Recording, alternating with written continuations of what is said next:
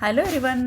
तर आज माझ्या मुलीला म्हणजेच काव्याला पाणीपुरी खाण्याची खूप इच्छा झाली होती. तर तिला म्हटलं चल बाहेर जाऊन खाण्यापेक्षा आपण घरीच मस्त अशी पाणीपुरी बनवून घेऊ, म्हणजे हेल्दी पण आणि पोट भरून पाणीपुरी पण खाता येईल. तर त्यासाठीच इथं मी 4 ते 5 आकाराचे मीडियम साईजचे बटाटे उकडून घेतले आहेत आणि त्यानंतर पाणी बनवायला घेतलं. तर दरवेळेस मी पुदिना, कोथिंबीर, हिरवी मिरची हे सगळं यूज करून पाणी घरीच बनवते, पण यावेळेस माझ्याकडं छोटंसं पाणीपुरीच्या पाण्याचं पॅकेट शिल्लक होतं तर तेच यूज केलं आहे.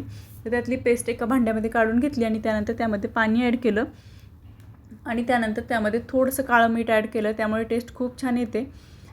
आणि टेस्ट बघायची आणि त्यानुसार पाणी ॲड करायचं आपल्या आवडीनुसार. आणि हे पाणी बनवून रेडी झालं आहे तर ते बाजूला ठेवून दिलं.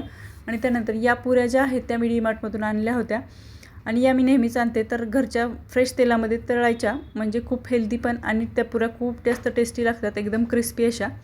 आणि त्यानंतर मसाला बनवायला घेतला. तर इथं जे बटाटे उकडून घेतले होते तर त्याची साल वगैरे काढून घेतली आणि त्यानंतर स्मॅश करून त्यामध्ये सुके मसाले म्हणजेच हळद, मीठ, तिखट, धने जिरे पावडर, काळं मीठ आणि पाणीपुरीच्या पाण्याची जी पेस्ट होती ती थोडीशी शिल्लक होती तर ती पण ॲड केली आणि आपला इथं मसाला रेडी झाला आहे. त्यानंतर मग तेल गरम करून पुऱ्या वगैरे फ्राय करून घेतल्या.